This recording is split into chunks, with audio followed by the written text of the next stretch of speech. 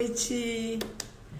Vamos lá para mais uma live do Mediador Empreendedor. E hoje nós temos um convidado aqui muito especial. É um prazer estar com todos vocês mais uma vez. Hoje o nosso convidado é o Dr. André Goma. Daqui a pouco ele está chegando. É uma referência, né, para todos nós, né, que trabalhamos com métodos autocompositivos, que trabalhamos com mediação. Sejam bem-vindos. Estou vendo muita gente conhecida, pessoas queridas. Então, Dr. André Goma dispensa apresentações. O currículo dele é muito extenso. Vou brevemente falar, né, que um pouco, né, do currículo dele. Ele é juiz de direito, é empreendedor social. Ele vai estar explicando pra gente. Ô, Jaque, tanta gente conhecida aqui, bacana. Hoje vai ser um bate-papo muito bacana, muito agradável, muito enriquecedor.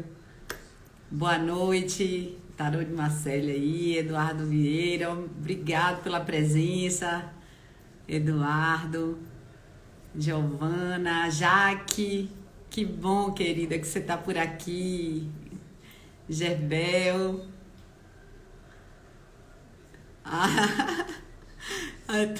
Jaque está dizendo, doida para ouvir vocês.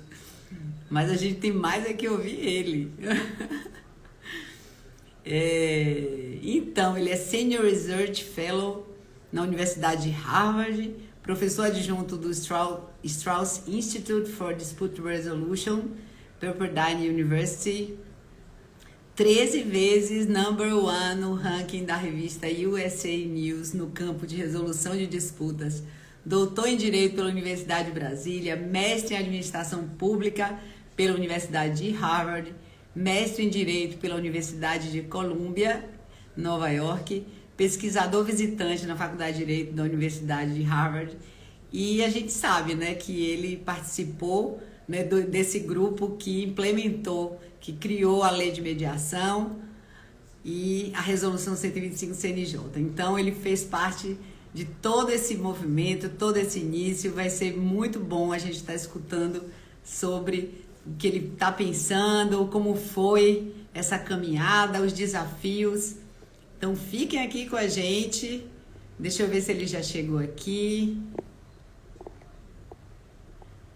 Deixa eu procurar aqui. Ele ainda não entrou. Podem mandar perguntas. A gente sabe que o tempo é curto.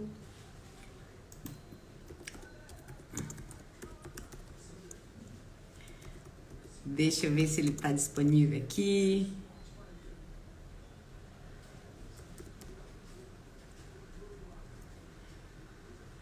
Boa noite, Elcio. É mesmo, ele é uma referência. Isso é um currículo basiquinho. É mesmo, Jaque.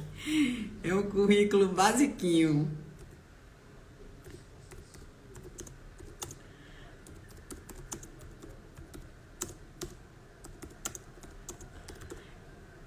Tô aguardando ele entrar. Que bom, Jaque. Obrigado. Nosso convidado acabou de entrar, gente. Vou convidá-lo aqui para já participar conosco.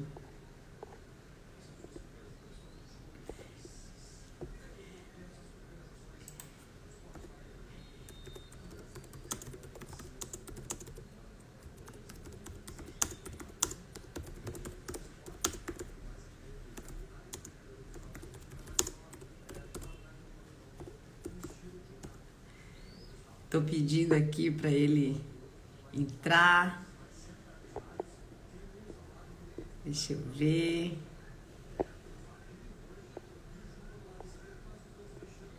Pronto. Convidei. Vamos aguardar ele chegar. Muita gente bacana aqui hoje.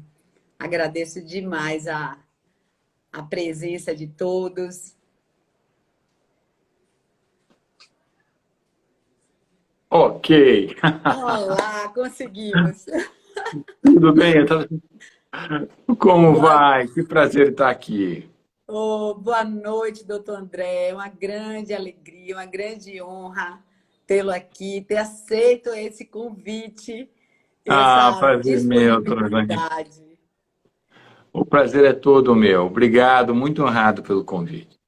Não, nós que ficamos, tem tanta gente bacana aqui assistindo. Jaqueline, tem seus fãs espalhados Oh, aí pelo Brasil todo, os daqui da Bahia. Ó, professor Guilherme entrando, o pessoal da legal. comissão também de mediação daqui da OAB Bahia, de outros estados, enfim, todos Que legal. ansiosos por escutá-lo. Muito legal. Obrigado. Um abraço a Bom, todos. Muito obrigado por estarem aqui. obrigada. Então, como a gente conversou antes, a intenção dessas lives que eu vim fazendo com pessoas tão ilustres, queridas, é para justamente a gente falar do empreendedorismo, né, na mediação, nos métodos, e como que os mediadores privados, principalmente, ou aqueles que atuam nos dois, né, tanto no judicial quanto no privado, podem estar empreendendo na mediação. Os advogados também, com os métodos, como eles podem empreender.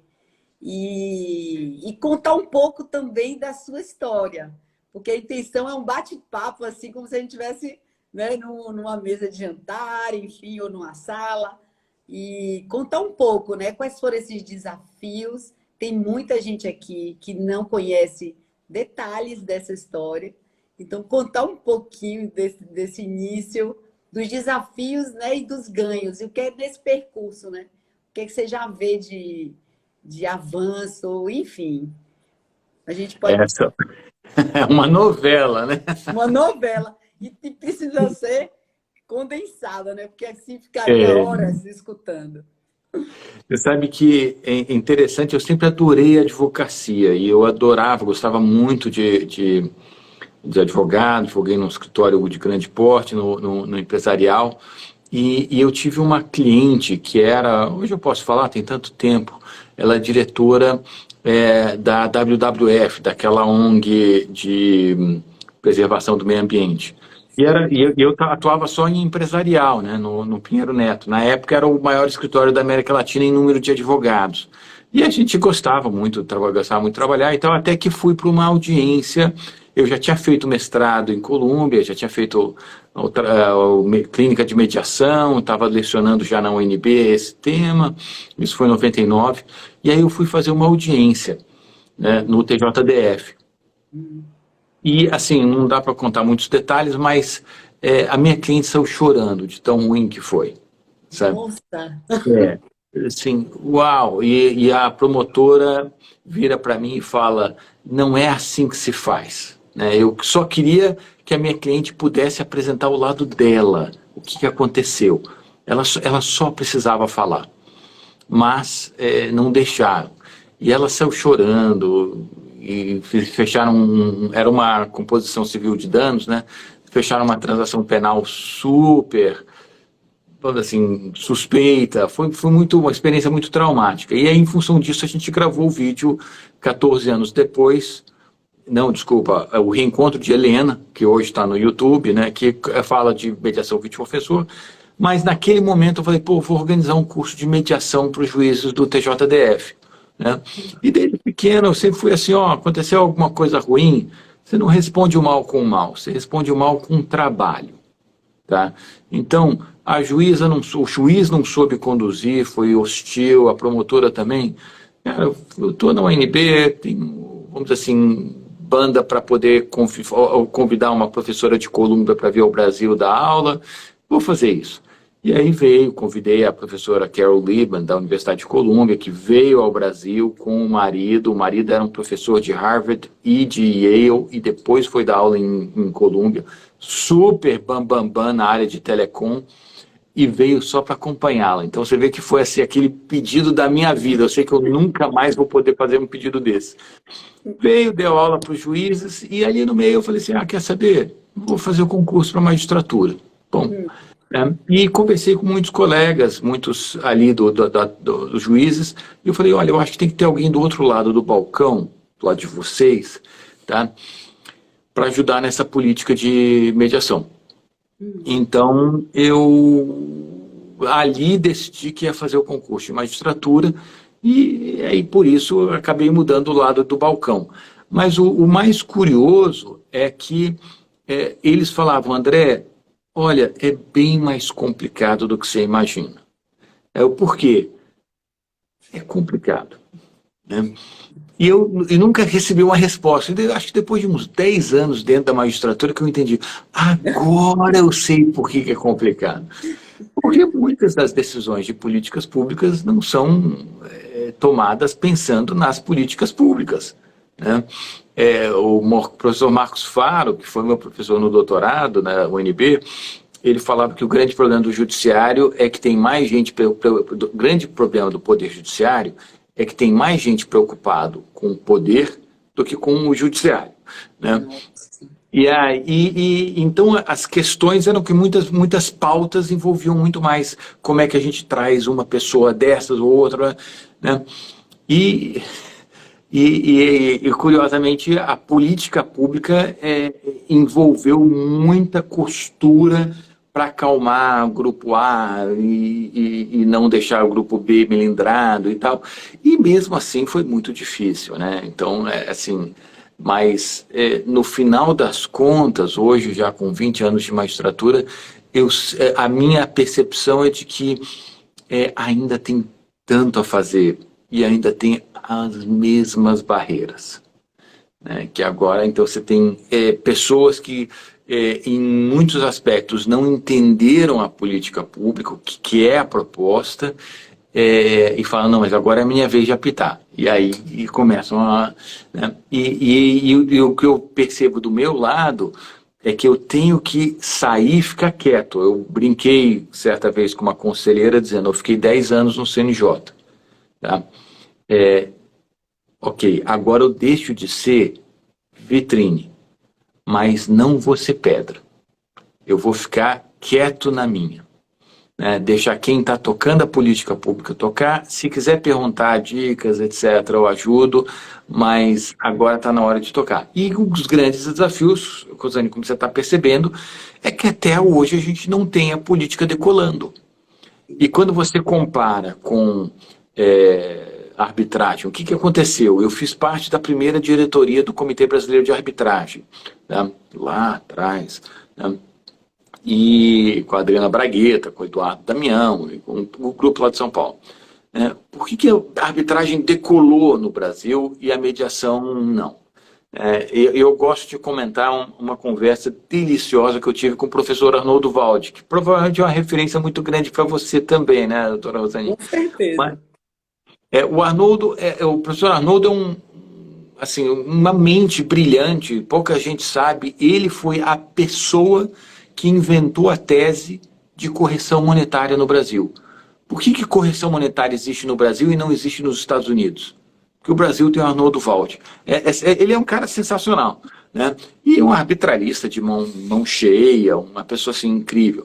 E aí o Arnoldo certa vez virou para mim e falou assim, André, por que o árbitro ganha tão bem e o mediador ganha tão mal? Essa é uma boa pergunta. Aí eu adoro conversar com ele, é uma pessoa que, assim, no aniversário de 80 anos dele, eu fui para São Paulo, inclusive almocei com ele, foi uma delícia, né? Um amigo, né? Uma família toda, o Arnoldo Valde Filho também, tá? O Neto foi meu aluno em Pepperdine, então foi, enfim. Mas aí eu falei assim, olha, que pergunta sensacional, né? Mostra a cabeça dele. Aí eu falei assim, olha, eu tenho uma tese, tá? Que é a seguinte, professor, se eu fosse convidá-lo para pintar a parede da minha casa, tá? Certamente, para contratá-lo como pintor, eu teria que pagar uma pequena fortuna, porque essa pequena fortuna é o que o senhor cobra como advogado. Então, quando a gente vai começar a contratar um profissional, a gente vê o seguinte, qual é o valor de hora daquele profissional. Eu falou assim, ele provavelmente não aceitaria, porque eu não faria um bom trabalho. Perfeito. Tá? Mas se eu virasse e falasse, não, eu vou te treinar para você aprender a pintar, né? E oferecesse talvez 50 mil ou 500 mil a hora, ele talvez entrasse num curso de pintura e faria uma pintura para uma parede minha.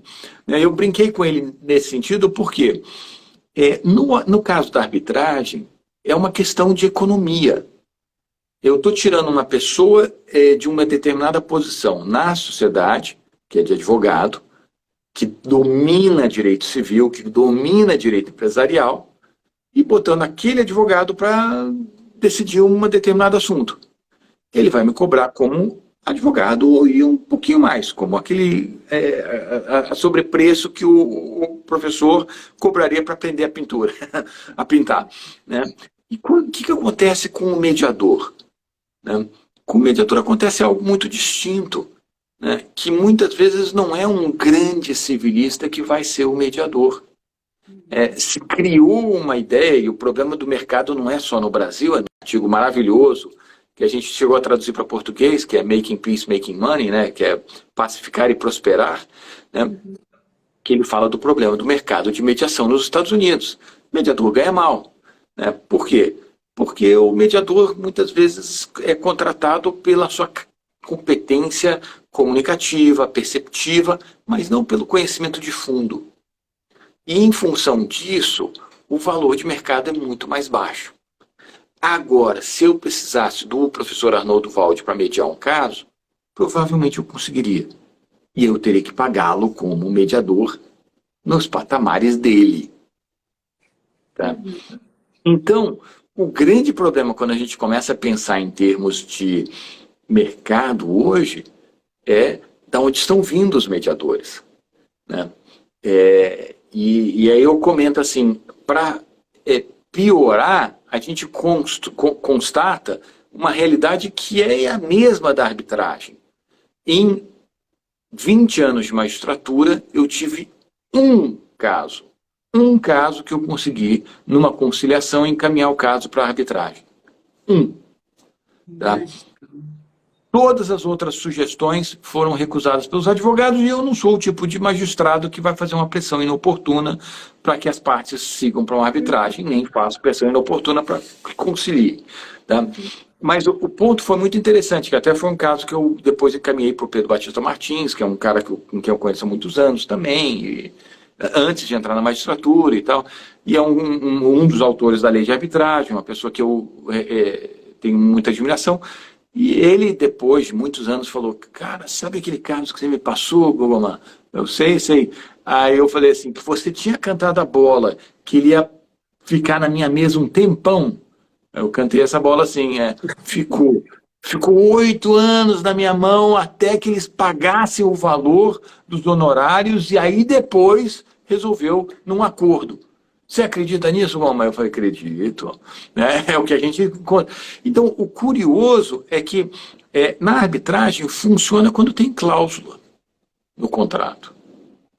Então, quando a gente começa a pensar em termos de mercado de mediação, assim, poxa, eu leciono a matéria Mediação, Teoria e Prática na Universidade de Pepperdine, que é uma super universidade.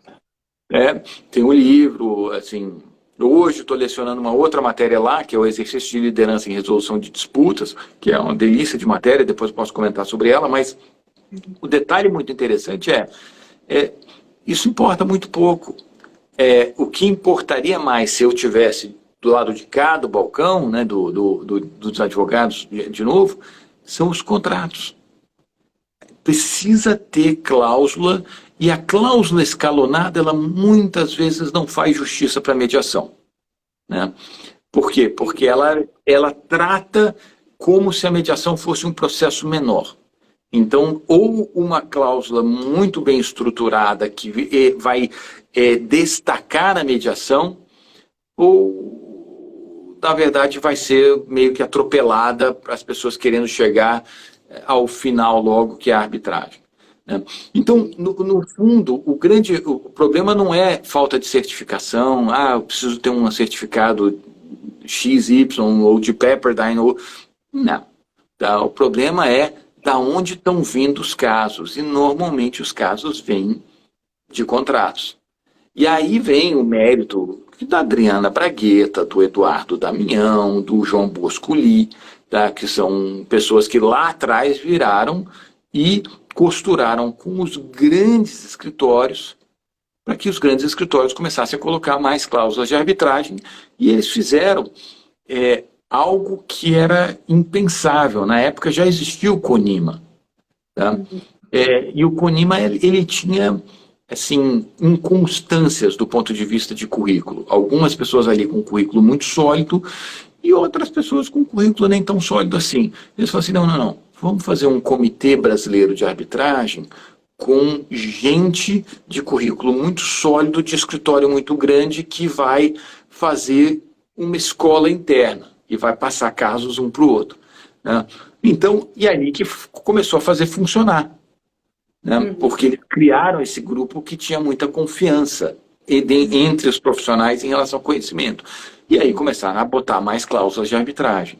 As cláusulas de arbitragem começaram a ter esse tipo de pegada. Né? E hoje, quando a gente fala em mediação, o que a gente tem muitas vezes, eu posso falar até, doutora Rosane, eu sou parte, em um caso, de novo no TJDF, tá? Em que mandaram para mediação. E quando eu vi o que estava acontecendo na mediação, eu falei assim, interessante, eu sei quem deu treinamento para esse mediador e quem deu treinamento para esse outro mediador, eram 2 comediadores. E deu para ver tão claramente quais eram as falhas de capacitação. Né? Um dos mediadores insistia claramente em fazer um trabalho de ISO 9000 com a mediação, que é virar e fazer uma aplicação de um checklist. Né? Ele está fazendo isso, eu tenho que fazer isso. E não dá, muito mais que isso. A mediação ela tem um componente adaptativo fortíssimo de entender e não classificar a parte. Então, assim, tem gente que gosta quando fala em teoria de conflito, daquela escadinha do Glasner. Né? Aquilo ali é classificatório. Para que eu vou fazer? Para dizer, esta parte está nesse degrau, essa outra parte, para quê? Né? Então, eu até comentei com uma conselheira no CNJ, não foi à toa que a gente não adotou essa posição e sim a do Deutsch. Né? A proposta é a pessoa identificar e falar assim, o que há de potencialmente construtivo nesse conflito que essas partes não estão conseguindo identificar? E mais do que isso, quais são os valores que aquelas partes precisam desenvolver? Quer dizer, identificar e construir. Então, aprender novos valores. Então, que é o assim, passo complexo. Então, eu estou comentando isso para quê? Porque quando a gente começa a olhar assim, onde é que nós estamos do ponto de vista de evolução de mediação, eu gosto muito de comentar. Toda vez que eu encontro com um dos meus ex-professores lá nos Estados Unidos ou alguma coisa assim, eu sempre faço a mesma pergunta. Né? Você que está se aposentando, e eu com cabelo branco já posso dizer, todo mundo que me deu aula está se aposentando. Né? Você que está se aposentando, eu sempre pergunto, quando você começou a trabalhar com mediação, quando você começou a trabalhar, você imaginou que na hora da sua aposentadoria nós estaríamos nesse estágio, mais avançados ou mais atrasados? Todos riem, assim, quase gargalhando e dizem, eu achei que nós estaríamos muito mais avançados. A promessa de mediação, né, do Baruch Bush, né, ela não se realizou nos Estados Unidos e não se realizou no Brasil. Né? E é um problema de administração pública, é um problema de desafios adaptativos, de liderança, né, que fez com que a gente começasse a selecionar a matéria de liderança em Pepperdine, né? Mas é exatamente esse problema. Ó. O que está acontecendo que a gente não está conseguindo cumprir uma promessa que nós fizemos para nós mesmos quando nos apaixonamos por mediação. E por que eu comento, doutor Rosane, olha que coisa engraçada. O professor David Hoffman, que é um professor, foi meu professor lá em Harvard, querido, uma pessoa muito próxima, está supervisionando um brasileiro que é procurador do Estado de São Paulo, que está lá, fez o mestrado e tal, e esse me perguntou dizendo, poxa, você toparia me passar alguns casos e me supervisionar nesses casos e eu trabalho voluntariamente para você? Né? Eu falei, puxa, com prazer, eu tenho alguns casos, um deles ali de valor elevado, não, que, pô, se é para passar e não apresentar um ticket para as partes, fica até mais fácil. Né? Eu estou tendo dificuldade de mandar caso para mediação. Eu estou tendo dificuldade de mandar caso para mediação porque os advogados não querem. Muitas vezes, uma das partes quer, a outra não quer, e outras vezes você percebe que a parte está topando para não desagradar o magistrado, e assim por diante. Ou seja, não é... Precisamos ter mais cursos, mais aulas. Uma das coisas que eu sempre comento e que na época do CNJ me causava muito desconforto é ver uma grande quantidade de cursos de mediação em que se sinalizava basicamente, olha, venha fazer o curso de mediação empresarial comigo e você vai ser mediador empresarial. Eu falei, pô, isso aqui é propaganda enganosa. A pessoa não vai ser mediadora empresarial fazendo um curso de mediação empresarial.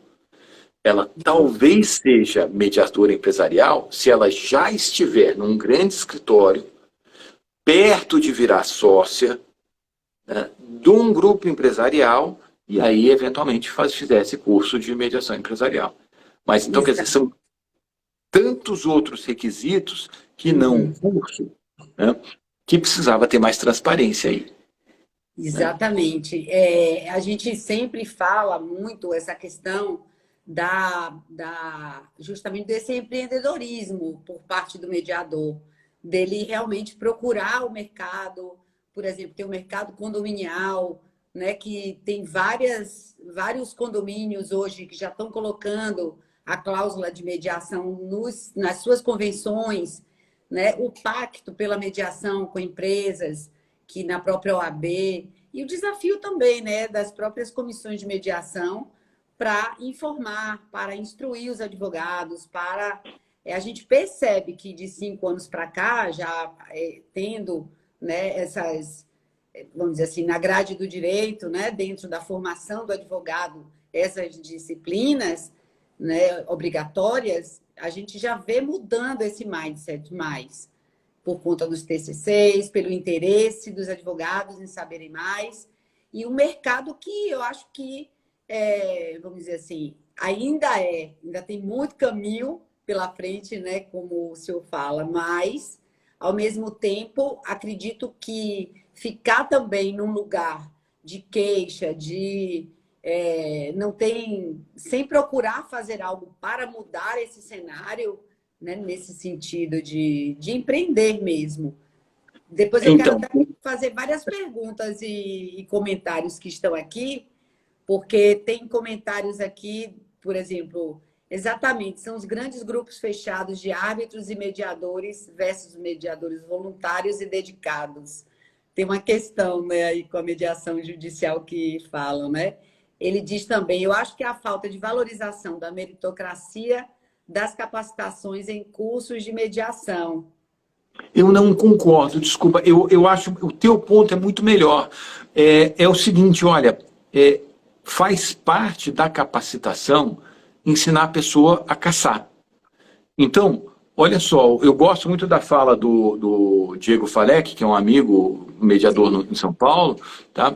O Diego fala assim, pô, ele tem uma equipe grande trabalhando para ele. E ele fala, olha, parte do trabalho da minha equipe é o pessoal também caçar. Eu sou o principal caçador do meu escritório. Isso. Tá? Mas eles também têm que caçar. Esse ponto que você falou é maravilhoso, porque se eu começo a identificar um nicho, eu sou mediação condominial, beleza.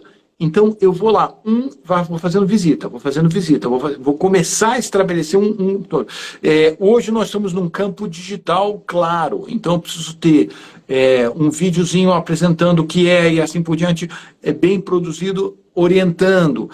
E aí eu vou começar a trazer essas pessoas para a minha prática. Por quê? Certa vez eu estava no Rio, o TJ do Rio me chamou, agora já não me lembro bem o ano, por 12 semanas durante um ano. Então, na verdade, o TJ da Bahia foi super generoso com o TJ do Rio. Você deu um juiz por uma semana por mês para dar 12 cursos de mediação para eles e formar a equipe deles, tá? De mediação. E em um determinado momento eu tinha um defensor público, tá? Que estava fazendo o curso de mediação e ele achava que ele ia sair daquele curso e começar a atuar como mediador empresarial. Tá? E a minha ponderação para ele foi o seguinte: você sente que um escritório como Valde, como Tosini Freire, como Pinheiro Neto, teria conforto de contratá-lo? Aí ele vira e fala, claro que sim. Né? Aí eu falei assim, poxa, posso comentar a minha visão como ex-advogado do empresarial do Pinheiro Neto? É que a gente provavelmente preferiria contratar alguém que saísse de um grande escritório. Tá? Então, as pessoas tendem a querer conversar com pessoas semelhantes. Talvez este não seja o seu nicho. Tá? Daria se você entrasse como consultor num desses escritórios, e aí entra como consultor num desses escritórios, fica lá alguns anos, e aí aos poucos vai trazendo casos. Tá? Agora, como você pode imaginar, doutora Rosane, entrar como consultor num Tosini Freire, no Pinheiro Neto, né, não é a coisa mais fácil do mundo. Eles contratam gente assim, que está num outro patamar. Né? Esse defensor público saiu irritado, porque eu acho que, de certa forma, eu desconstruí um sonho que ele estava tendo, uma expectativa. Né? E a verdade é, olha, é isso, eu vou caçar como o personagem do Hemingway, que eu tenho um barquinho desse tamanho e eu vou atrás de uma Marlin deste tamanho. Então tá, mas vai ser a última coisa que você vai fazer na vida, e quando você voltar para a tua casa, o Marlin vai estar todo comido de tubarões. Se alguém nunca leu O Velho e Mar, acabei de contar o final do livro. Tá? Mas o ponto do Ernest Hemingway, o ponto aqui...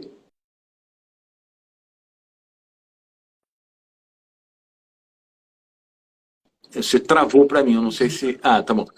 Você tem que caçar o peixe que você tem. Porque entrou uma ligação aqui. Ah, tá bem. Então, vamos pensar com o pé no chão, né?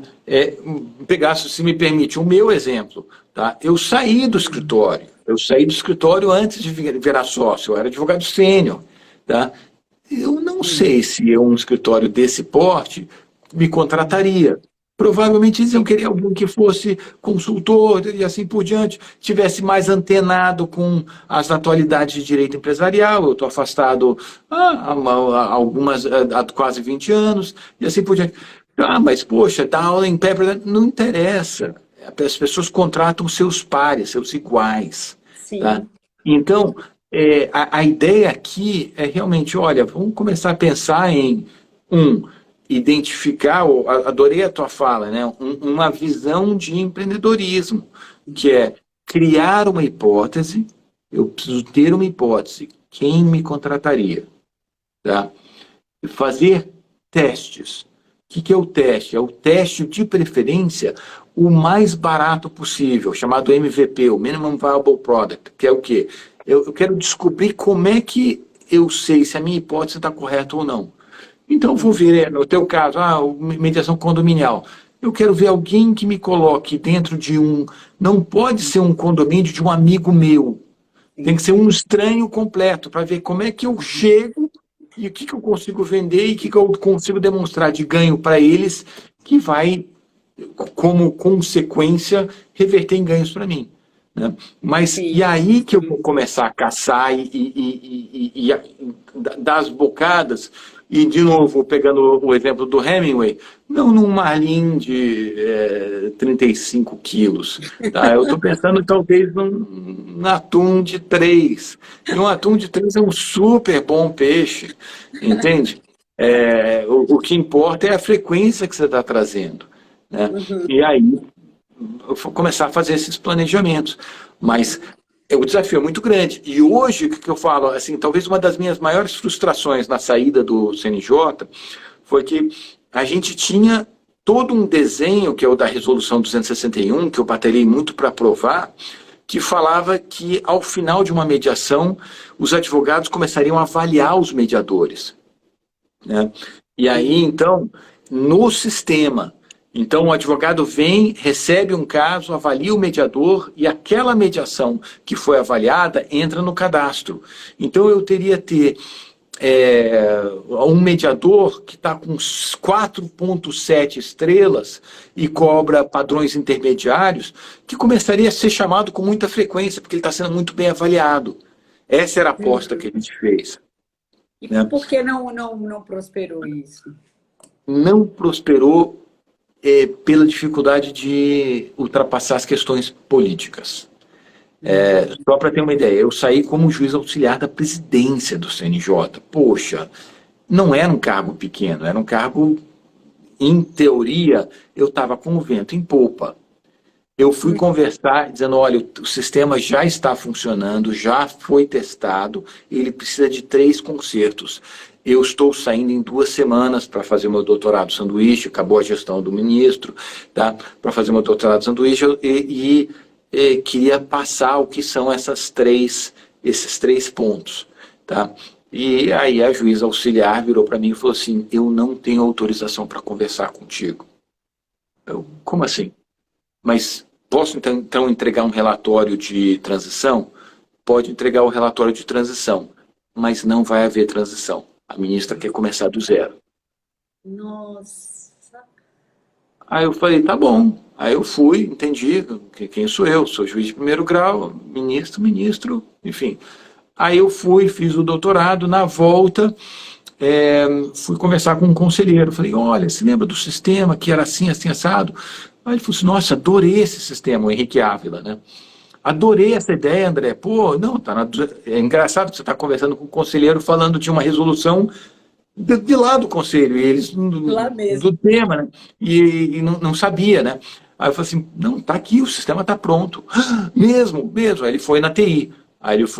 Voltou, depois me ligou e não, Goma, cara, estão me dizendo que esse sistema nunca existiu. Aí eu virei e falei assim, aqui estão as impressões da tela. Tá? Só para provar que o sistema existiu. Tá? Aqui está o sistema, porque eu, com 10 anos de CNJ, sabia, para alguém apagar isso aqui é a coisa mais fácil do mundo, eu preciso de uma cópia do sistema. Tá? Entreguei a cópia do sistema. E ainda assim não saiu. Por quê? Porque tem uma série de questões muito complexas. Lá, doutora Rosane, um dos pontos que eu sugeri, eu falei assim, olha, você quer que o sistema melhore em cavalgadas, em passos largos, tá? Começa a avaliar o juiz. Tá? Se você avaliar a cordialidade do juiz ao final de atendimentos e de audiências, o sistema melhora da água para o vinho. Agora, tem uma pressão muito grande. Por causa dessa sugestão, uma das associações, que eu não vou dizer qual, pediu minha cabeça no CNJ. Falou, você está louco de deixar alguém com essa proposta, essa pegada. Né? Eu falei, pô, mas eu estou desse lado do balcão, eu sou juiz também. Eu não tenho, a gente... Né? Mas você é uma exceção, o senhor é uma exceção, né, doutor André? Não, tem muita gente muito qualificada e muito zelosa. E outra coisa que eu sinto, olha, a minha proposta que também foi rejeitada de plano, por que a gente não faz, da mesma forma que o advogado público tem participação em honorários, por que você não faz, como na arbitragem, que o magistrado tenha uma pequena participação em custas, tá? Que só receba ao final do processo. Tá? Bom, são esses pequenos ajustes que fariam com que você alinhasse as estratégias dos agentes públicos com a proposta de serviço público que está sendo proposta. Tá? E é claro que quando a gente apresenta uma mudança dessas, começa muita gente, como assim? Então, lá atrás, esse eu faço questão de dizer, é uma delícia, eu posso dizer, a gente ter passado tanto tempo no CNJ e depois passar o tempo eu poder dar nome aos bois. Teve um conselheiro de Justiça Trabalhista de Campinas, que quando a gente foi passar uma proposta nossa, né,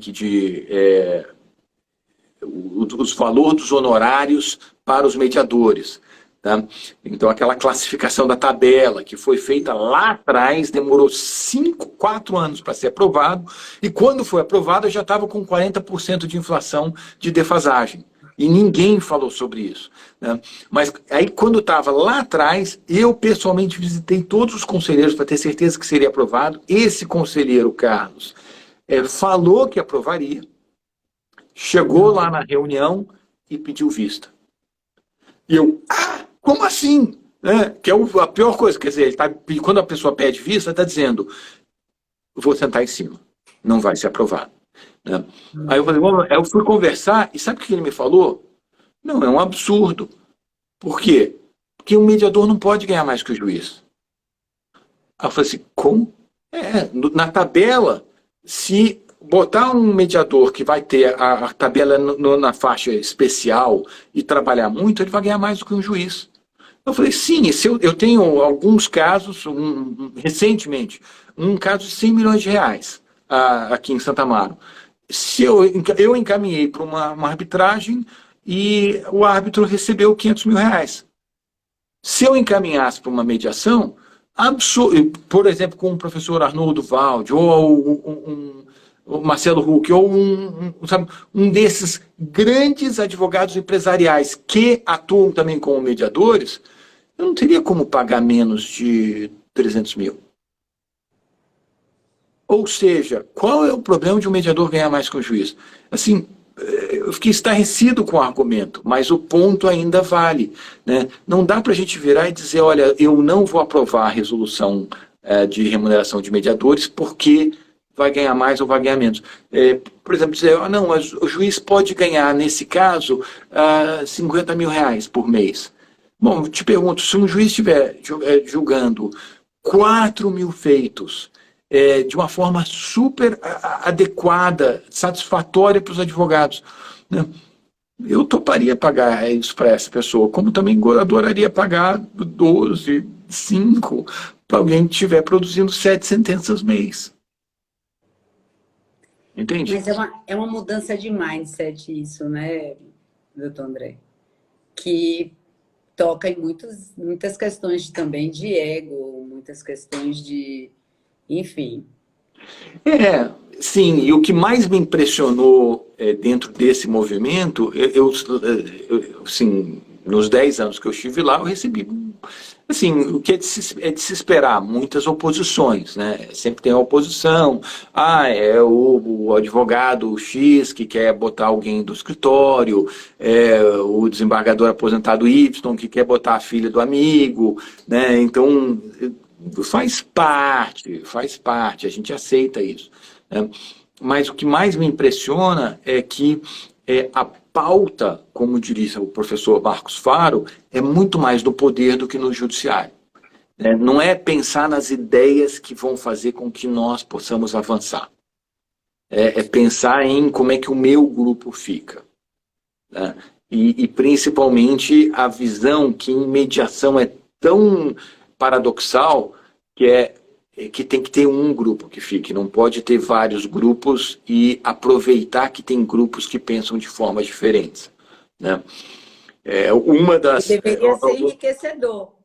Deveria ser enriquecedor. Uma das causas que gerou assim, profundo tremor lá foi quando um determinado membro do comitê gestor deu uma definição de acesso à justiça, e eu falei, olha, legal essa definição, eu gosto de ver acesso à justiça como acesso a uma solução, né, dentro do sistema.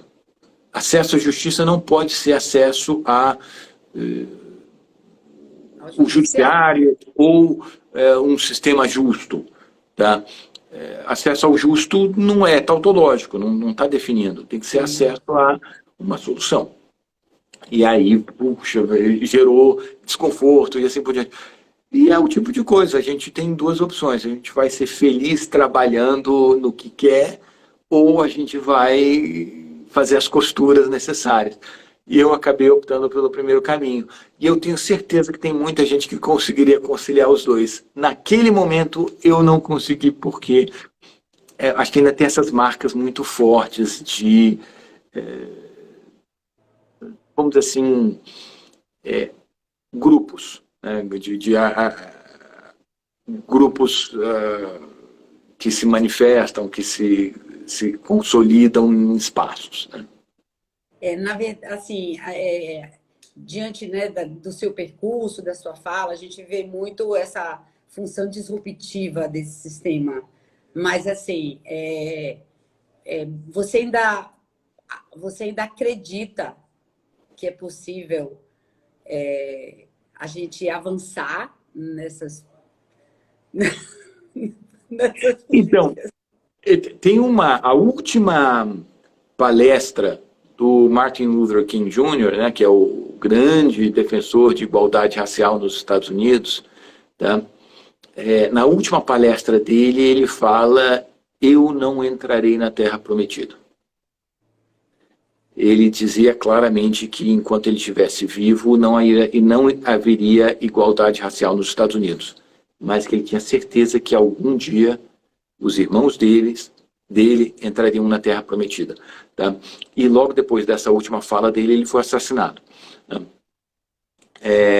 A minha sensação, eu hoje, com mais 15 anos para me aposentar, com muitas dúvidas se para mim vale a pena me aposentar como magistrado ou vale mais a pena eventualmente pivotar, enfim, em outra carreira, em outra atuação e assim por diante. Uma coisa para mim é certa, não faz mais sentido voltar para o CNJ para mim. Tá? No CNJ eu gastava 90% do meu tempo fazendo articulação política para ter certeza que as 5 resoluções que a gente queria que fossem aprovadas. Né? 10% era atividade criativa. E quando você vai chegando perto do final da vida, você fala assim, pô, ou eu tenho gente para fazer essa batalha de articulação política para mim, e eu topo as ideias, plantar, sugerir, ou não, eu já não tenho mais a energia de ficar indo e conversando com o ministro X e Y e falar, ministro, esse aqui, blá, blá, blá. E aí você passa, assim, 45 horas da semana só visitando as pessoas para ter certeza que as concepções equivocadas em relação à mudança que está sendo proposta estão sendo dissuadidas, né? Então, por exemplo, você dizer, poxa, mas que absurdo o juiz querer receber parte das custas, né?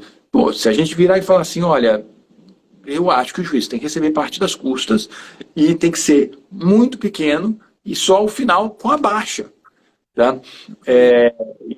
Assim, você tem que desarmar, mostrar e tem que haver troca. Eu acho que teria que haver uma troca de não ter aumento para ter no lugar isso, né? Para instar o pessoal a uma produção melhor, né? E mais, a minha visão só nos casos em que o índice de qualidade social for acima de um determinado patamar, né? Porque não existe juiz grosseiro. O que me levou a entrar na magistratura foram, de verdade, 2 juízes que foram grosseiríssimos comigo no TJDF. Tá? E o mais engraçado é que, depois de muito tempo, talvez 15 anos depois, o TJDF me agraciou com uma medalha de comendador. Foi, assim, eu sou apaixonado pelo tribunal. É um tribunal que eu tenho muitos amigos e assim por diante. E lá eu sei que tem até hoje cavalos de toga, né? E aqui também. Não estou dizendo de maneira alguma. Nós temos no Brasil pessoas que não compreendem que um dos componentes de justiça procedimental é saber ganhar a parte em relação a zelo. Demonstrar afeto no sentido de eu me importo com você, advogado, eu me importo com você, parte, a ponto de ouvi-lo pelo tempo primidíssimo que eu tenho, pelo menos dizer, olha, eu gostaria muito de ter ouvido mais, mas não tenho tempo para isso. Posso pedir que o conciliador converse com mais detalhes com o senhor, etc. Entende? É esse tipo de planejamento que precisa ser feito. Agora, são mudanças lentas. hoje a minha conclusão, doutora Rosane, é o seguinte, as minhas mudanças eu consigo fazer fora do CNJ. Então a gente lançou um curso de negociação estratégica e advocacia resolutiva pela ESA. Tá? Eu sempre gosto de comentar, quando eu trouxe a professora Carol Liebman, lá em 99, 2000, foi o primeiro curso nesse modelo. Hoje o manual de mediação judicial que a gente fez foi 85% mérito dela. Tem pouquíssimo ali que realmente foi criação minha, parte de teoria de conflito, a parte de gestão de qualidade, alguma coisa assim. Né? Mas o modelo que o CNJ abraçou por bastante tempo não era o modelo Goma, de jeito nenhum, era o modelo Carol Liebman. Ela que bolou as ideias, o curso é ela. Então, e eu sempre falei para o Neves Amorim, o conselheiro Neves Amorim, depois para o Manuel Campelo, que olha, a gente está precisando oferecer um curso que é a versão baunilha básica. É o mínimo que precisa ser trabalhado para formar um mediador. Tá? É mais ou menos como na Segunda Guerra Mundial a Universidade de Oxford formava médicos em 14 meses. Como assim? Formava médicos em 14 meses? Ele estava treinando os britânicos a tamparem buracos, literalmente, os buracos de guerra. Tá? Ali, quando a gente ofereceu o curso de mediação, que foi fortemente baseado no trabalho da Liebman, né, era para tampar buraco. A gente precisava formar mediadores no Brasil. Agora está precisando de mais. Tem muito mais coisa, e até eu falo que assim, com carinho em relação aos mediadores que me atenderam recentemente. Sabe, você via que, olha, estavam bem intencionados, mas a capacitação estava falha, inclusive era uma questão de alienação parental que estava sendo encaminhada para mediação sem nenhum filtro de esse caso merece ser encaminhado ou não. Né? Então, uau, assim, ok. Moral da história, né? Quando a gente começa a pensar, assim, eu acho que faz mais sentido publicar textos em grandes revistas lá fora. Eu fui pesquisador sênior na Universidade de Harvard. Hoje, para mim, publicar em uma revista de peso fora não é tão complicado. Tá?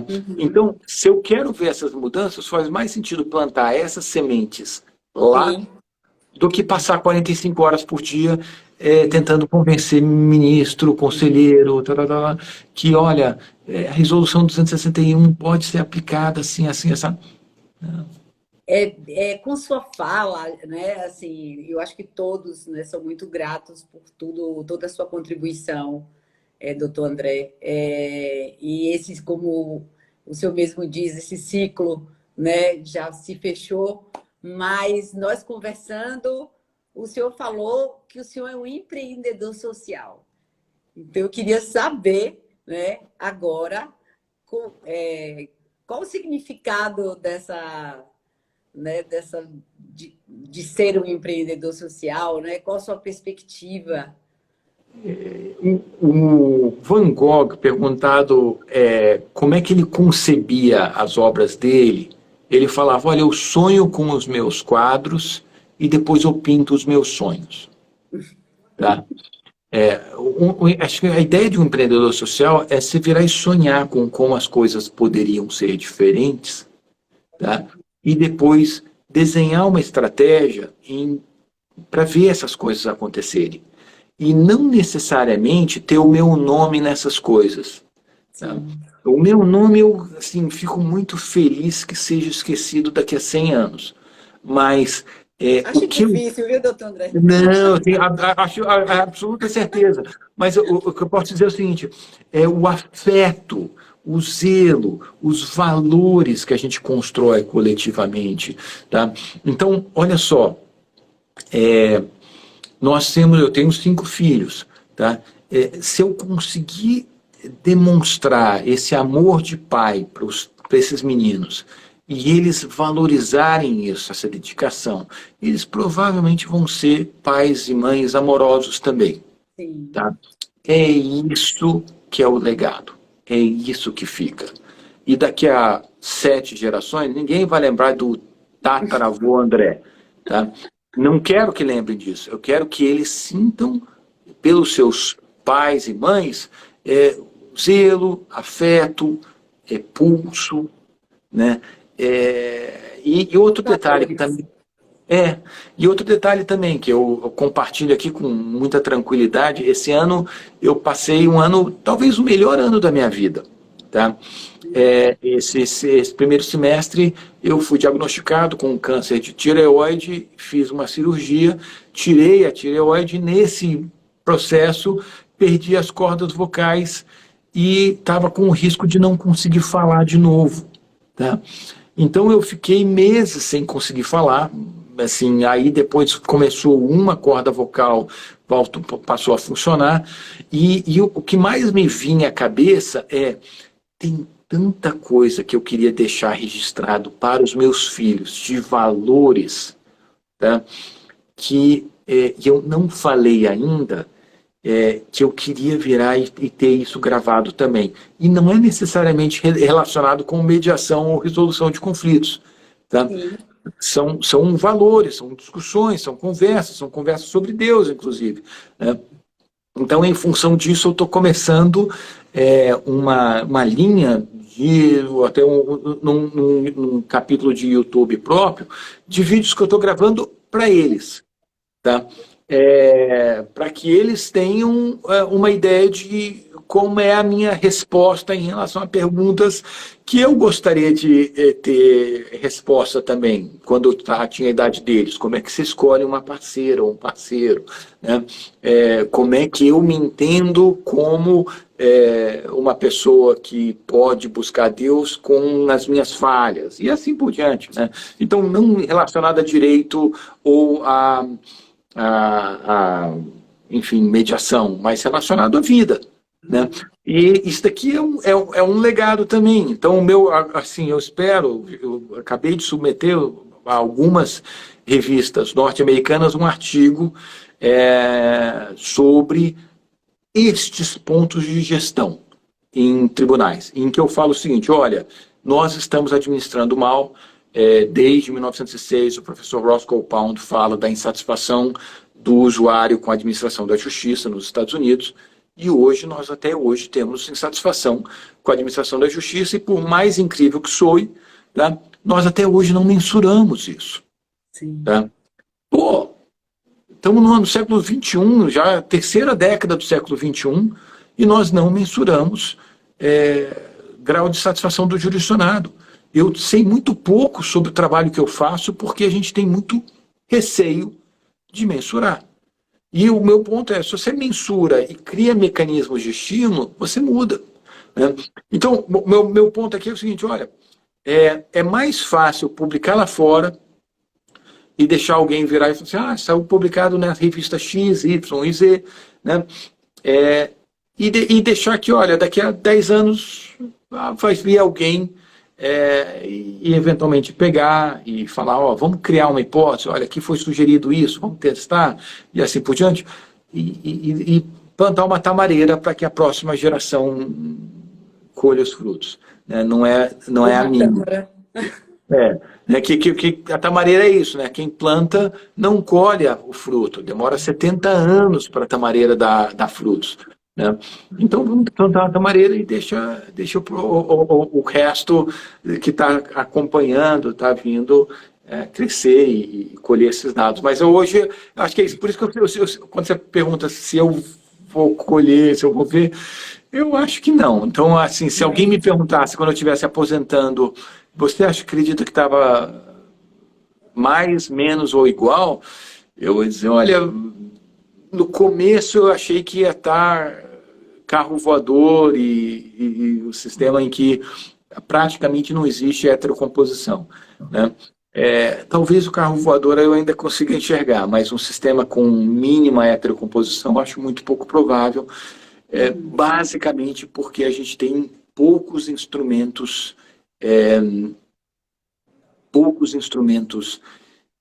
de ciclo evolutivo que nos permitem melhorar. E me permita explicar isso um pouquinho melhor, tá, doutora Rosane? Quando você acessa o Instagram e por exemplo, mostra uma pessoa fazendo uma decoração de um piso, tá? E você assiste e olha que interessante. Você está Eu adoro educando. seus exemplos, doutor André. Eu adoro seus... Você está educando o sistema para dizer, olha, a doutora Rosane gosta de itens de decoração. Vamos te mostrar mais. Quando você vira e está assistindo e tem o Neymar fazendo um drible, né? Você pula. Então, doutora Rosane não gosta de futebol. Tá? Você está educando a plataforma para os seus gostos. Então, Sim. isso aqui é o chamado ciclo de iteração.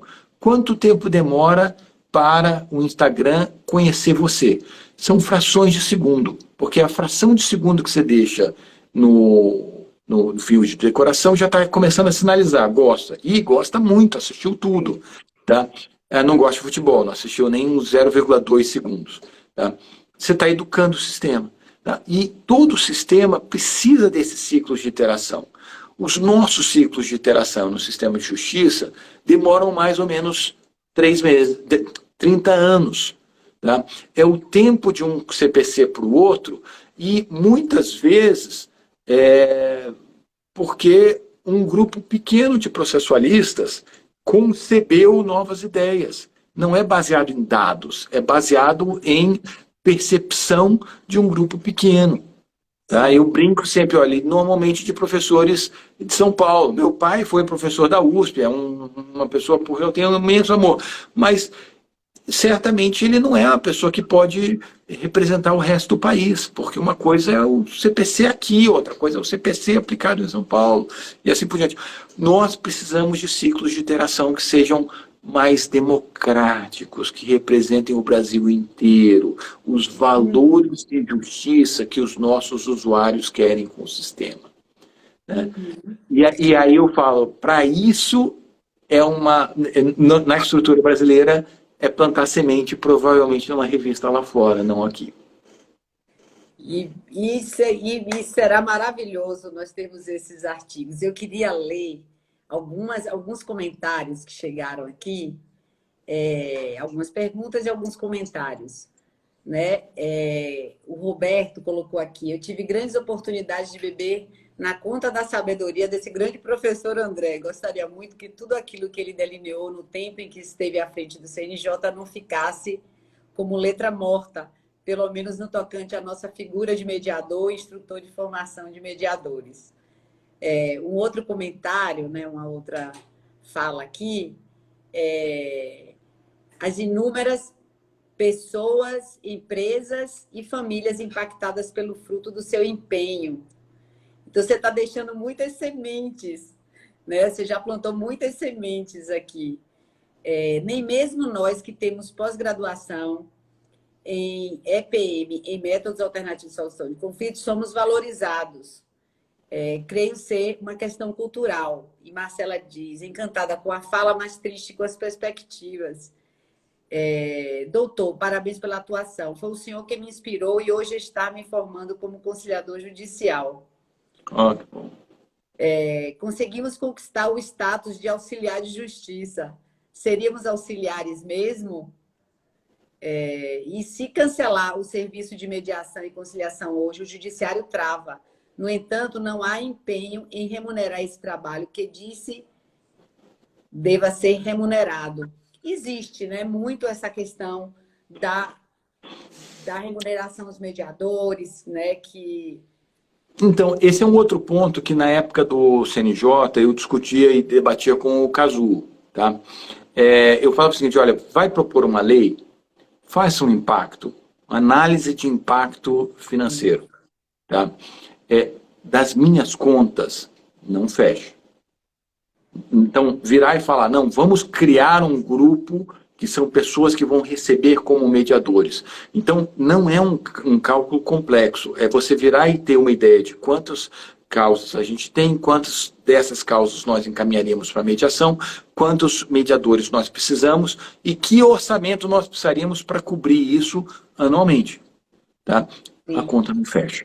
A conta não fecha. Tá? Então, só para entenderem, me permitam dar o exemplo da Bahia. Tá? Estava conversando com... Eu leciono a matéria hoje, exercício de liderança em resolução de disputa em Pepperdine. E uma ex-aluna minha, que é uma doutora em liderança por uma outra faculdade, que começou a assumir essa matéria porque eu estou aqui, enfim. Né? E aí a gente conversa e eu dou o apoio para a matéria e tal. Né? E é muito interessante porque quando a gente começa a discutir esse tema, a gente começa a fazer o que é importante que fique. Né, para o participante do curso. Né.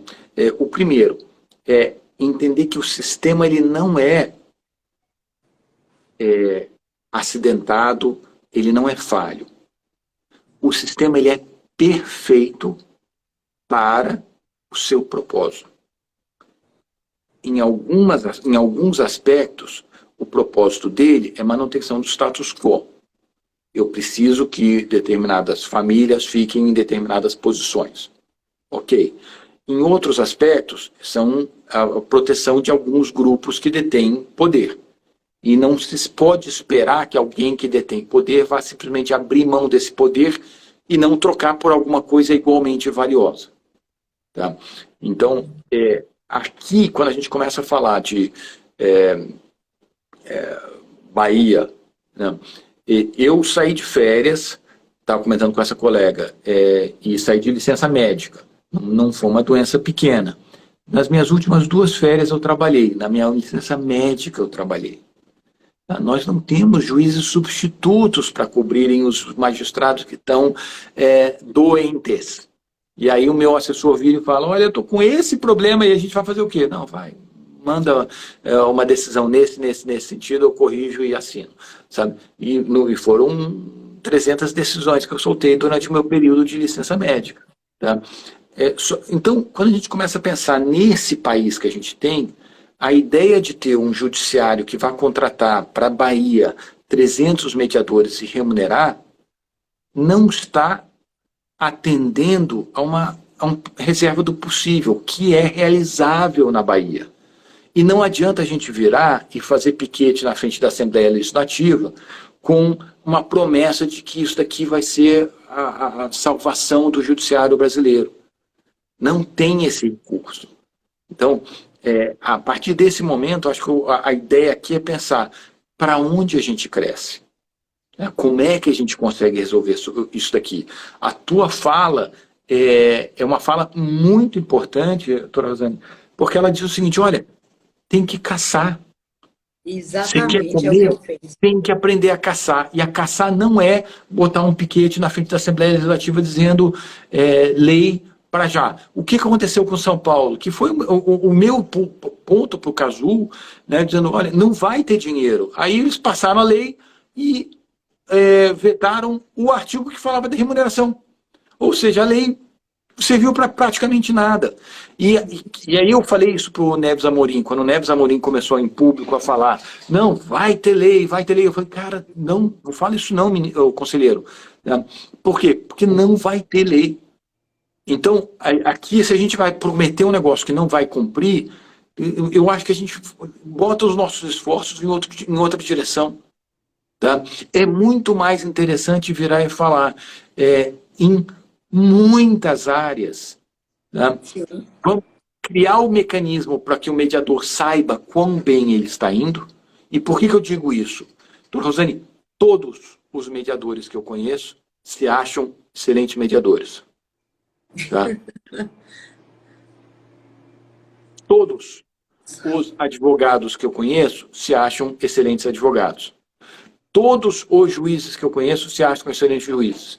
E tem uma exceção de um promotor que uma determinada vez, a promotora que em determinado momento para mim falou assim, sabe André, eu não sinto que eu nasci para isso, mas foi o concurso para o qual eu passei. Uma promotora falou até hoje, que ela não se achava uma boa promotora. Mas o ponto é, a gente ter um espelho de fora dizendo, olha, você pode melhorar aqui ou ali, é super importante. Então, acho que da nossa parte, a gente podia ajudar muitos mediadores a melhorarem, não com checklist. O checklist é uma forma pobre, ISO 9000 não serve para mediação. Sim.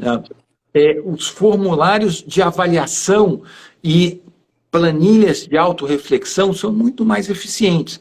Né? E também o aspecto que é o trabalho que você está fazendo. Quer dizer o seguinte, olha, tem muito pato para ser caçado, mas você vai ter que... Pato não é uma expressão boa porque ela tem duplo sentido, tá? Mas tem muita comida aí na selva. Agora vocês precisam aprender a caçar, ganhar cliente, né? Ganhar, como é que você vai fazer? Isso aqui é fundamental. Tá? E sem isso, o nosso sistema não funciona. Não funciona com grupos que se organizam, se mobilizam de uma forma muito sólida, tá? Um grupo bem consolidado, lutando politicamente para que se aproveite e se aprove uma lei que não vai passar pela parte técnica ali. Olha, não tem dinheiro para pagar esse pessoal. Por isso que a resolução 261 do CNJ, que a gente fez com aquela métrica de patamares de remuneração, Sim. Foi feita pensando, olha, eu tenho uma vez a cada 5 anos um caso com mais de 100 milhões de reais. Tá? É raro, mas tem de vez em quando. Talvez a vara empresarial de Salvador tenha isso com mais frequência. Em Santo Amaro eu tenho uma vez a cada 2 anos. Um negócio assim, é pouco. Tá? Para isso eu vou ter alguém na categoria especial, aquela última categoria. Mas criar os mecanismos para que os mediadores cresçam para até aquele ponto. Né? Por quê?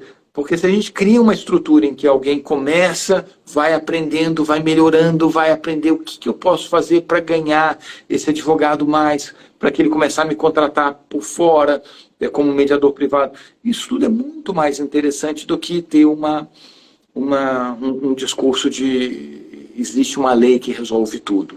Existe uma lei que resolve tudo, a gente já viu que não está para nossa formação, ou minha, da faculdade, mas não para a atual. Né? As mudanças sociais não decorrem de lei, né? Decorrem de movimentos de mobilização social. Né? Agora, para quem comentou, e teve um comentário que disse, poxa, que como se eu estivesse desesperançoso. De jeito nenhum. Eu curto muito poder participar desse projeto. A única questão é olhar para o sistema, né, de uma forma zelosa e apaixonada, sabendo que é como eu olhar para o meu filho de hoje 9 anos de idade e esperar que ele se comporte como se fosse um adulto de 30. Nós estamos em evolução. Tá? Nós estamos em evolução e isso quer dizer que faz parte daqueles agentes de mudança. Enfim, eu sou um deles, tem muitos outros aí. Tá? Faz parte que esses agentes de mudança recebam críticas. Tá? Eu vou receber essas críticas não como um ataque pessoal, mas como parte do que está acontecendo. Inclusive de um processo de resistência, né? Porque para toda mudança, as grandes crises mundiais, né, trouxeram as inovações, mas na base de muita resistência. Então, assim, acho que é do processo. E essa sua visão muito realista, não acho que é pessimista. Eu vejo como realista e vejo que o seu papel como agente de transformação e que dá voz, e ainda bem que você está curado aí com a sua voz, que a sua voz é muito importante para todos nós. E se você me permite levantar a bola para você cortar, doutora Rosane, por que eu vejo com muita esperança essa fala? É porque tem mercado. Agora, o que precisa não é mais curso de mediação. Não, a pessoa precisa estar num grupo autorreflexivo. Você tem que ter 5, 6 amigos, amigas, colegas de mediação com quem vocês vão conversar sobre os seus casos. Tá? E aprender como mediar melhor, conversando sobre os casos, tá? Mas, sobretudo, aprender a caçar. É o teu ponto. Tem que aprender a caçar. Né? Aprendeu a caçar, vai começar a ter casos. Ah, mas eu gosto muito de falar isso. Eu detesto vender os meus cursos, né? Eu não gosto, vocês vão rarissimamente me ver lançando alguma propaganda e assim por diante, né? Mas se eu quiser vender, eu tenho que fazer isso, tá? Exatamente, doutor André.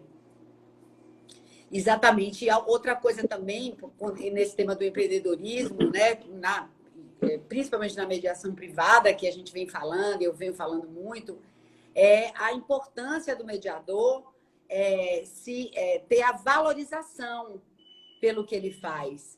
Muitas vezes eu sinto o mediador como se fosse uma vergonha ou um constrangimento, às vezes, em cobrar ou em oferecer o serviço.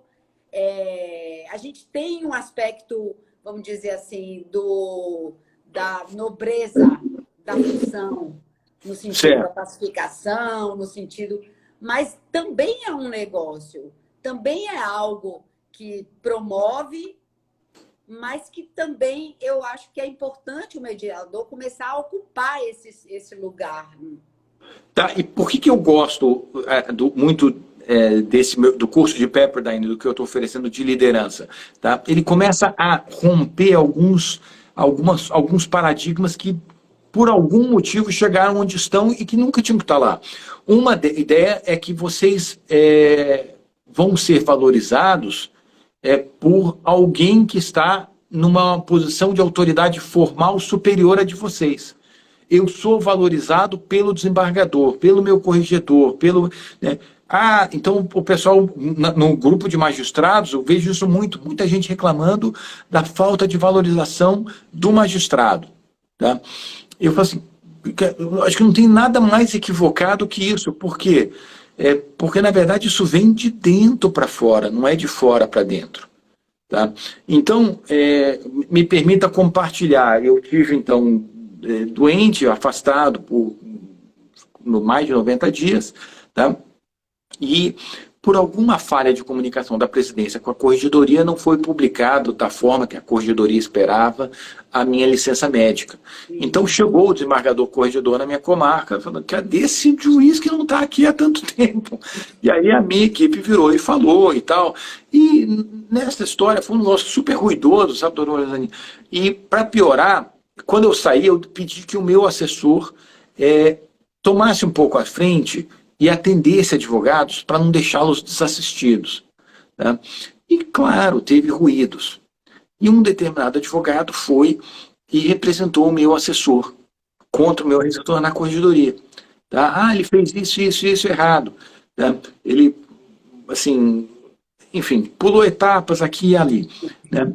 Aí eu virei depois para a representante da OAB e também para o meu desembargador, o desembargador corregedor, e falei assim: olha, tudo que o meu assessor fez, eu assino embaixo e estou disposto a dar uma certidão de que eu pedi que ele fizesse. Eu respondo. Tá? E aí eu virei para ele e falei, para o juiz corregedor que estava conversando comigo, falei: olha, tem uma coisa que me dá imensa satisfação de trabalhar como juiz. É a minha equipe. Eu sou o capitão da minha equipe. É aí que eu vou lutar até o final. Eu já tive, quando eu estava na segunda comarca, o dissabor de mandar prender uma assessora minha, sabe, doutora Rosane? Por quê? Porque ela estava falsificando a assinatura minha. Foi horrível. A minha equipe sabe. Trabalhou comigo, tem que ter integridade, tem que ter correção.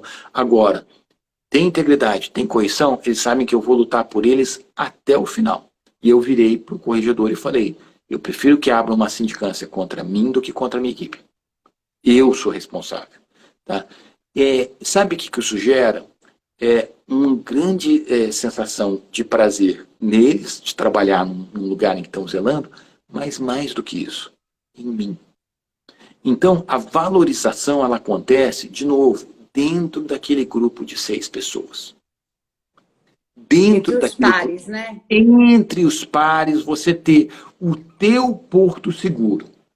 Você tem um porto seguro que vai virar e te mostrar quem você é, que vai te ajudar a crescer, que vai te ajudar a enfrentar as tempestades. Tá? é ali que vem a valorização. Não é da Assembleia Legislativa, não é do juiz da vara empresarial. Essas são pessoas que podem eventualmente ser aliados ou recrutáveis, mas não necessariamente são a fonte da valorização. Porque se você estiver esperando isso desse lugar, provavelmente você vai ter frustração. Né? O ponto é, valorização você constrói e tem que criar o mecanismo que vai te trazer essa realização. Moral da história, depois de uma representação, etc., não, até pelo menos agora, não saiu nenhuma sindicância contra o meu assessor, nem contra mim, e se sair contra mim, o ponto é, eu vou receber isso como uma medalha de honra, não como uma tarja de vergonha.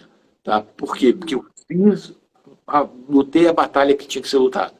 A batalha correta. E um outro ponto que foi uma deliciosa conversa, tem conversa, sabe, doutora Rosane, que eu falo que eu queria tanto poder gravar essa conversa para depois mostrar para as pessoas.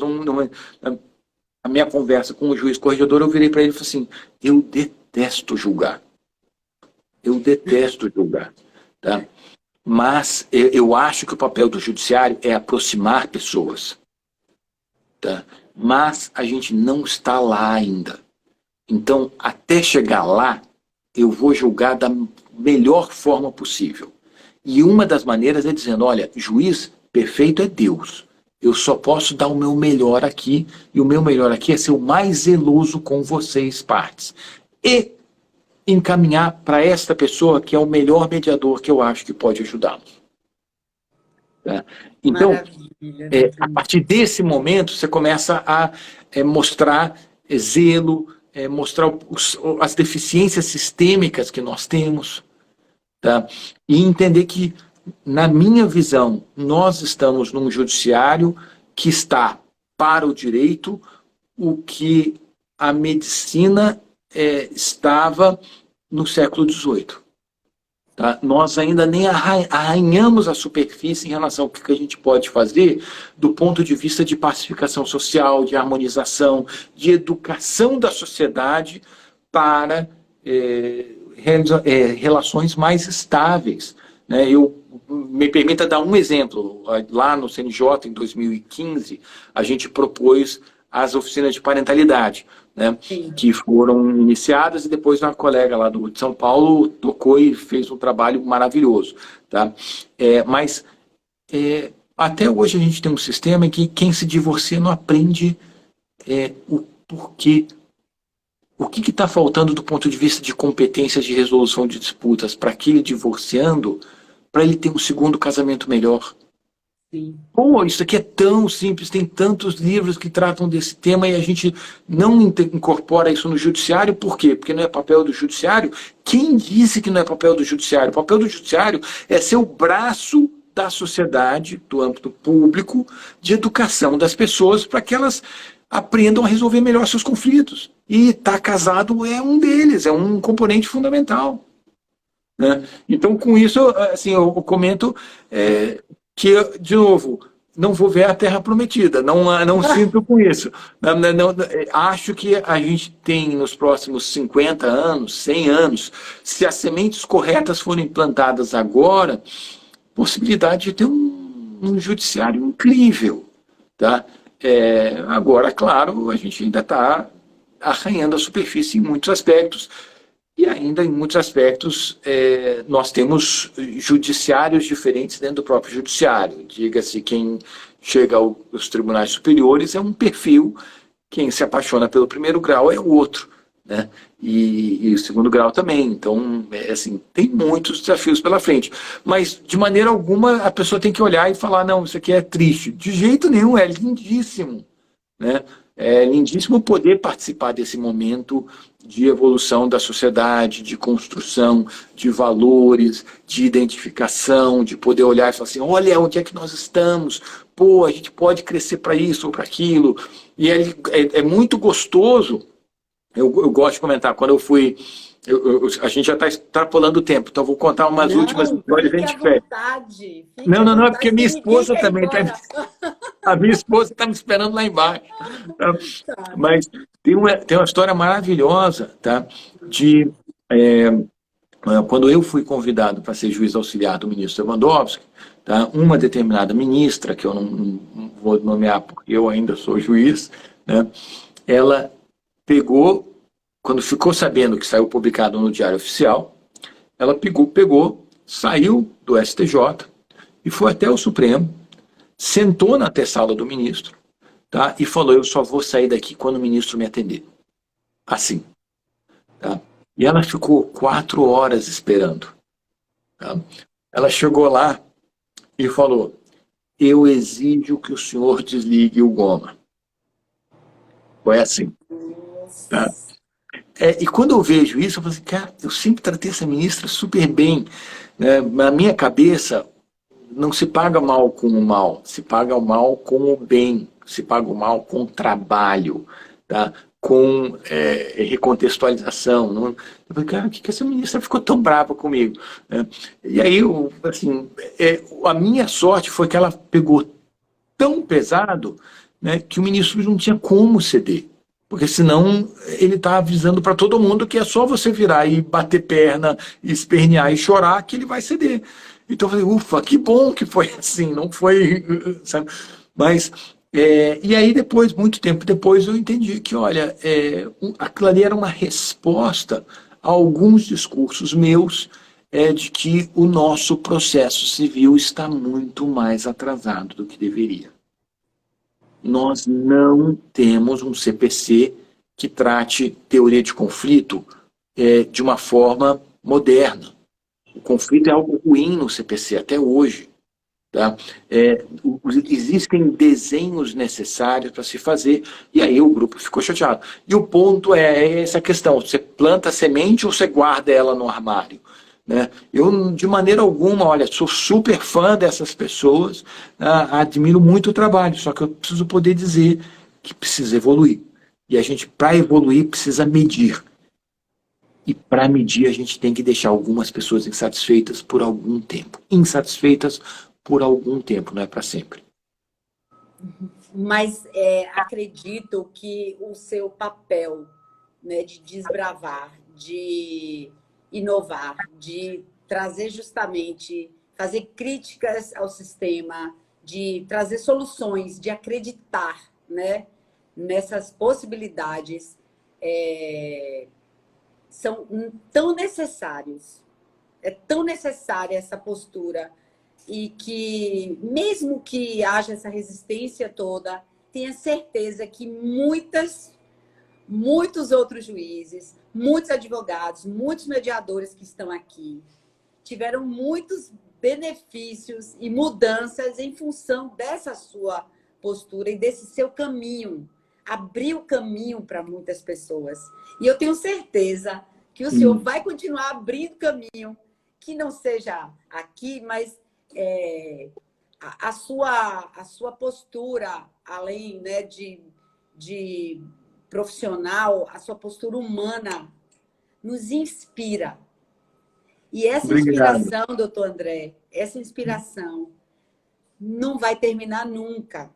Então, assim, que seja com artigo, que seja concurso, que seja não sendo na posição de juiz, em qualquer outra esfera, e prendendo onde o senhor achar que seja mais conveniente, mais propício, só não deixe de plantar essas tâmaras, porque nós precisamos, né, do senhor para a construção, mesmo que com todos os desafios. Tem uma coisa que eu vejo, assim, as pessoas dizem assim, mas você já está há tantos anos. Eu comecei lá em 2000 também, né? E eu disse assim, as pessoas dizem assim, por que você ainda tem esse entusiasmo? Né? Pela medida depois de tantos anos, porque eu também acho que eu não vou ver o cenário que eu gostaria, afinal. Mas é a questão do legado. O senhor falou uma coisa que é muito importante e que eu acho que é uma reflexão para todos os advogados, todos os mediadores, todos os juízes, né? Assim, qual o legado que eu vou deixar, né? Para nossos filhos, para nossos colegas, para nossa sociedade, enfim. Eu acho que essa é a grande pergunta, e tenho certeza que seu legado está sendo lindamente escrito. Obrigado. Eu confesso que E tem uma fala que eu acho muito curiosa, que ele fala assim, você sabe que não é o primeiro rato que pega o queijo, né? É o segundo. O primeiro rato, ele Eu toma na nunca vi cabeça. isso. Eu É. nunca vi isso. Então, assim, quem está indo primeiro tem que estar pronto para tomar uma bordoada. Tá? E agora você pode fazer isso de duas formas. Uma com tristeza e a outra curtindo. Porque isso aqui é a ideia de, olha, vamos seguir esse caminho, vamos curtir isso aqui. E vamos tomar uma bordoada e entender que essa pessoa não está me dando uma bordoada porque ela é má, ela é perversa. Não, ela está defendendo uma estrutura que chegou até ela tem uma série de ganhos e está tudo bem. Tá, vamos evoluir. Então, até lá, assim, enquanto eu curti as bordoadas, vamos dizer assim, eu estou muito feliz e muito grato pelo convite, viu, doutora Rosane? Para mim, assim, é muito gratificante poder bater esse papo, falar um pouquinho sobre essa história, né? Tem tantas histórias gostosíssimas A do gente vai ter que CNJ, fazer a live né? 2, doutor André. Não quero nem saber. A gente vai ter que fazer a live 2 mais para frente. Mas eu comento uma delas que eu acho que talvez valesse muito a pena entrevistar também o Emanuel Campelo, que foi um super parceiro, conselheiro do CNJ. Né? A primeira vez que eu apresentei para ele a ideia, anos depois ele virou, ele estava olhando para mim e falou assim, cara, o Neves Amorim me botou na frente de um maluco. Esse cara é completamente doido. Como é que eu faço para tirar ele da minha sala? Ele depois me falou assim, que as ideias que eu estava apresentando para ele estavam tão fora do que ele estava esperando de movimento pela conciliação do CNJ, que ele já estava assim. Aí depois de um tempo que ele foi, talvez dê. Então, e é uma história deliciosa. É isso o movimento, né? E eu fico muito feliz, porque eu, assim, pô. Na época, o meu sogro falou assim: você tá maluco? Te ofereceram para ir para São Paulo, para a sede do Pinheiro Neto, para trabalhar com o administrador do escritório. Tá? Pô, eles estão te oferecendo um fast track para virar sócio. Você vai dizer não, vai sair para entrar na magistratura? Que maluquice é essa? Não, e eu digo o seguinte: olha. Eu adoro, até hoje, sou muito amigo de muitos advogados lá, eu adoro, gosto muito do escritório, Pinheiro Neto para mim é um grande referência de escritório, mas que bom que eu saí. Né? E eu falo assim, pô, mas se eu sair, eu certamente lá tomaria muito menos bordoadas. Né? Certamente, mas teria muito, mas muito menos liberdade de viver o direito como eu acho que ele deve ser vivido. Né? Que lindo. Eu teria muito mais respostas a estruturas que ali o escritório demandariam de um sócio ou de um advogado sênior e assim por aí. E Que hoje a gente está maravilha. curtindo isso, né? Então, saindo do artigo, eu compartilho e compartilho também as outras notícias A gente contigo, tá, vai fazer doutora? a live 2 depois desse artigo, para você vir falar sobre ele, combinado? Combinado. Obrigado, Eu, convite já eu aceito. queria agradecer muito. Só para contextualizar, como eu entendo esse perfil, eu trabalhei no Tribunal de Justiça durante 14 anos. E depois de concursado, eu pedi exoneração, porque eu tenho um espírito muito empreendedor e queria trabalhar, né, com empreendedorismo. E todo mundo me chamou de maluca, de largar um concurso público. Então, eu entendo um pouco isso, mas eu acho que a gente tem que seguir nossa missão, a gente tem que seguir aquilo que a gente ama, o que o coração da gente pede e que nos faz feliz, mesmo recebendo, às vezes, né, as bordoadas ou os desafios. Inclusive, Silvana Campanari, lá de São Paulo, nossa querida mediadora, está aqui, que foi uma das que me introduziram na mediação, que foi Vânia Asbeck, Silvana Campanari, Célia Bernardes e Lúcia Cronenberger. Elas que me introduziram na mediação. E eu Todas agradeço muito muito. queridas, muito queridas. São Que bom. muito queridas. Agradeço a presença. Tem muitos comentários, muita gente aqui agradecendo, elogiando, né, mandando os parabéns, dizendo para continuar. Enfim, eu acho que todos aqui muito, muito lhe admiram, Oh, né, obrigado, como muito obrigado. pessoa, como profissional. E mais uma vez eu agradeço muito, muito, muito essa disponibilidade, essa transparência, esse bate-papo né? Tão gostoso. Da próxima vez pode ser presencial aqui, a gente fazer uma live presencial, né? Aqui no... Você está sempre por aqui, né? Você vai às vezes para os Estados Unidos, mas agora você está mais aqui. Agora eu estou no litoral norte, né? Eu estou em Busca-Vida ali. Então, Então a próxima a para gente quem não é faz... da Bahia, é entre Salvador e Praia do Forte. Sim, sim. Então a gente pode até marcar depois alguma coisa, um evento, alguma coisa aqui, até pela comissão de mediação, para a gente poder estar trazendo essas ideias e tendo mais oportunidade de escutá-lo, né, e discutir sobre a situação agora, né, o futuro. Mas muito obrigada, eu acho que foi maravilhoso. Espero que outras vezes venham. Obrigada, Obrigado, doutor muito André. obrigado. Muito obrigado a todos que acompanharam até o final, viu? Um Um grande abraço a beijo. todos. Um abraço. Até a próxima. Tchau, pessoal. Até a próxima. Segunda-feira que vem a gente vai estar na próxima live. Não percam, porque esses convidados são muito especiais. Um beijo, boa noite. Obrigado. Tchau, queridas. Tchau, doutor André. Fica com Deus.